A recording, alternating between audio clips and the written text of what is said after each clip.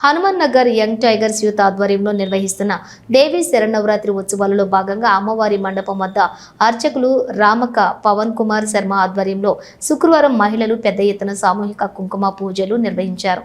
కుంకుమ పూజ చేయటం వల్ల సకల సంతోషాలు కలుగుతాయని మహిళలు అన్నారు. ఈ కార్యక్రమంలోని జంగపల్లి మంజుల, స్వరూప, ఉమా, భార్గవి తదితరులు పాల్గొన్నారు.